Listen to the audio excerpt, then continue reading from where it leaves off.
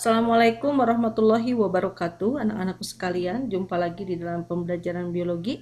Tetap semangat di dalam masa PJJ ini. Meskipun begini keadaannya, Ibu harap tidak mengurangi semangat kita semua untuk tetap belajar ya.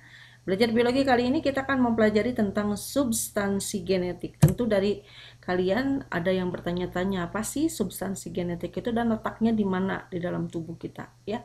Kalau kita memperhatikan di gambar ini, substansi genetik bisa kita temukan di dalam sel, yaitu di dalam inti sel di sini ya. Substansi genetik itu berupa apa? Di mana adanya? Substansi genetik itu berada di dalam kromosom yang kita miliki, ya. Nah, substansi genetik itu selain bisa kita temukan pada inti sel, juga bisa kita temukan pada organel-organel sel lain yang memiliki double membran, seperti contohnya mitokondria dan juga kloroplas. Itu dua buah organel yang hanya dimiliki oleh organisme eukariot ya. Prokariot seperti bakteri itu tidak memiliki mitokondria dan kloroplas ya. Jadi substansi genetiknya hanya berada di dalam inti sel saja, yang mana inti selnya itu pun kalau di dalam organisme prokariotik itu terdedah di dalam sitoplasmanya ya. Oke, tidak melebar ke sana. Jadi sekali lagi kromosom itu di mana substansi genetik berada itu berada di dalam inti sel ya. Nah, ini adalah gambar dari sebuah kromosom. Kromosom ini terdiri dari dua buah kromatid, katakanlah ini kromatidnya. Atau boleh begini, ini kromatidnya ini. Nah, kemudian si kromatid ini nanti kalau diuraikan gitu ya, dia akan membentuk benang-benang kromatin. Kalau diuraikan lagi, si benang-benang kromatin itu dilihat lagi lebih dalam, itu terdiri dari selonoid, di mana selonoid itu terdiri atau tersusun atas nukleosom ya. Nukleosom itu nanti dia akan terdiri dari DNA yang artinya si DNA itu DNA dan protein yang kita sebut dengan protein histon ya. Jadi sekali lagi nukleosom terdiri dari DNA, ini rantai-rantai DNA-nya kalau diperbesar jadi seperti ini ya, dan juga protein-proteinnya yang disebut protein histon ya. Baik, kalau untuk memperjelas struktur yang tadi ya, ini adalah sebuah kromosom. Kromosom itu bagian-bagiannya apa saja? Yang pertama ini adalah lengan kromosomnya, ya. Kemudian ini adalah sentromernya, ya. Lengannya bisa, kalau pada struktur seperti ini, lengannya ada lengan panjang dan lengan yang lebih pendek, ya. Kemudian sekali lagi kromosom itu terdiri dari dua buah kromatid. Nah, ini satu kromatid nih. Nah, ini satu kromatid ya. Ini kromatidnya yang lain, kromatid sisternya ya. Nah, ini adalah sebuah kromosom. Nah, si kromatidnya itu sekali lagi dia tersusun atas kromatin atau benang-benang kromatin ya. Benang kromatin terdiri dari solenoid yang terdiri lagi dari nukleosom. Sekali lagi, nukleosom tadi terdiri dari DNA dan protein histon. Ya. Si DNA ini dia bisa mengalami replikasi alias bisa mengalami perbanyakan atau penggandaan membentuk DNA yang baru ya. Kemudian DNA juga bila dia terlibat di dalam sintesa protein, dia akan mengalami proses yang disebut transkripsi membentuk RNA.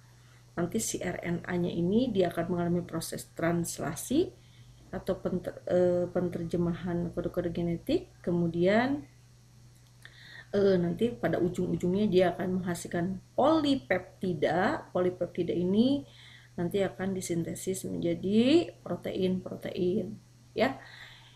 Itu adalah substansi genetik yang ada di dalam tubuh kita. Jadi kalau disimpulkan substansi genetik yang sebenarnya dalam tubuh kita itu apa? Yaitu DNA dan RNA ya. Nah, sebagai tambahan, kromosom pada manusia itu atau pada makhluk hidup lainnya itu terdiri dari dua macam, yaitu ada yang disebut dengan autosom, ada yang disebut dengan gonosom ya. Kalau autosom itu adalah kromosom tubuh. Kalau gonosom itu kromosom yang menentukan ciri kelamin pada seseorang atau yang menentukan gender pada seseorang. Misalnya begini ya, Manusia itu memiliki 23 pasang kromosom pada setiap sel tubuhnya.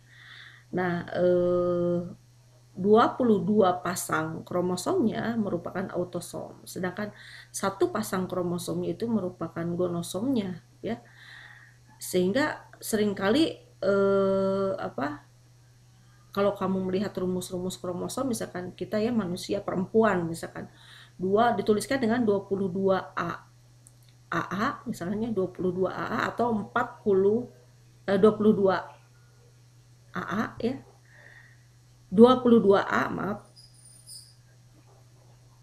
22 AA plus XX kalau pada perempuan misalkan ya. Kalau pada laki-laki 22 AA plus XY. Nah, yang 22 AA-nya ini merupakan autosomnya, sedangkan XX atau XY itu merupakan gonosomnya ya. Jadi gonosom itu sekali lagi kromosom yang menentukan gender atau jenis kelamin seseorang ya. Nah, replikasi DNA itu sendiri ya terbagi atau replikasi DNA sampai saat ini itu dia memiliki 3 teori ya, 3 teori perbanyakan DNA. Yang pertama adalah teori konservatif, yang mana di sini dikatakan bahwa DNA lama akan langsung mengcopy membentuk DNA baru, sehingga terbentuk pada akhirnya 2 buah DNA, yang satu lama, yang satu baru ya.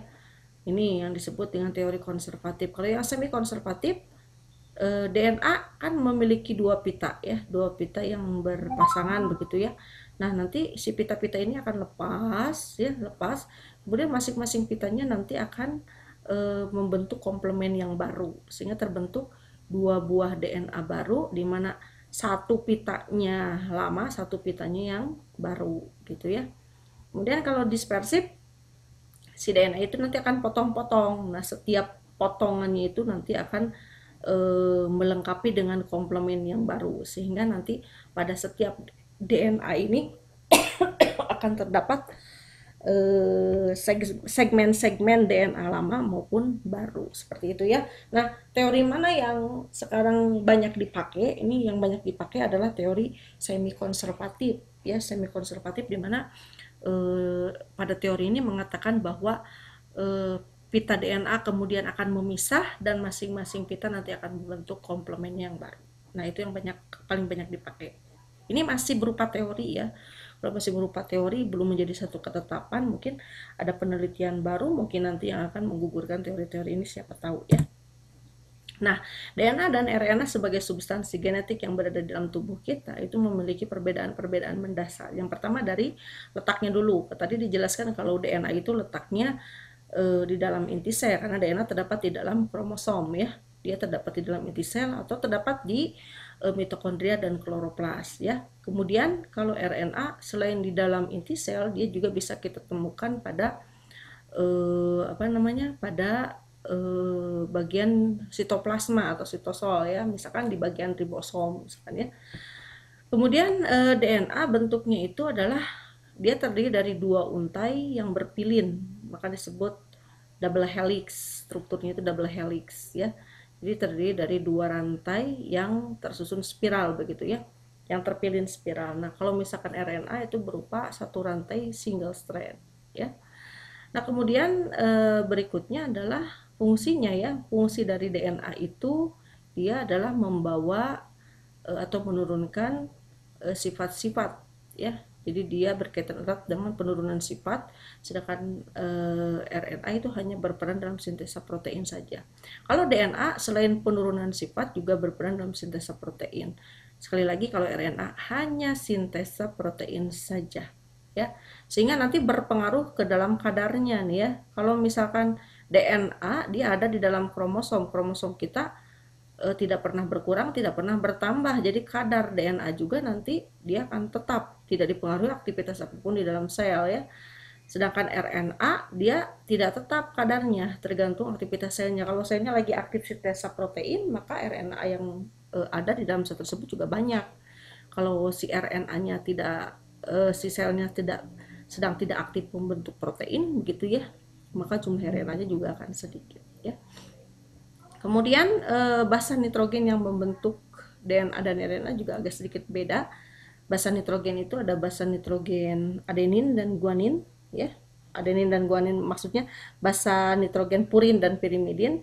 Kalau basa purinnya itu pada DNA dan RNA sama, yaitu adenin dan guanin. Yang berbeda itu adalah basa pirimidinnya. Basa pirimidin pada DNA itu terdapat sitosin dan timin. Jadi ini timin hanya ada di DNA saja.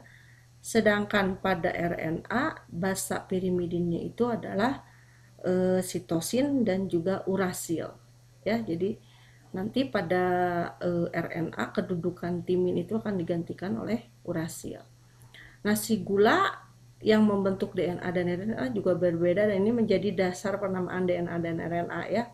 Kalau DNA sesuai dengan namanya deoksiribonukleat asid, berarti gula pembentuknya adalah dari golongan deoksiribosa, ya, yang kehilangan satu atom oksigen pada atom C nomor 2, maka disebut deoksiribosa. Dia kehilangan oksigen. Yaitu dari pada atom C nomor 2. Sedangkan gula yang menyusun RNA itu dari golongan ribosa, ya. Dua-duanya merupakan golongan gula pentosa. Gula pentosa itu yang membentuk cincin pentosa, itu cincinnya segi 5, begitu ya, seperti itu. Nah, struktur DNA seperti apa? Struktur DNA itu dia antiparalel antara satu rantai dengan rantai lainnya, ya. Sebelum ke struktur yang lain, kita lihat dulu bagian-bagian dari DNA itu. DNA itu tersusun atas nukleotida. Karena terdiri dari banyak nukleotida, maka disebut DNA itu sebagai rantai polinukleotida. Nah, satu nukleotida itu terdiri dari fosfat, gula pentosa, dan basa nitrogen, ya. Nah, nukleotida tanpa mengikat fosfat kita sebut dengan nukleosida. Ya, kalau kita perhatikan di sini ada berapa nukleotida sih di sini? Nukleotidanya ada 1, 2, 3, 4, kemudian 5, 6, 7, 8 nukleosida, 8 nukleotida dan 8 nukleosida juga, ya.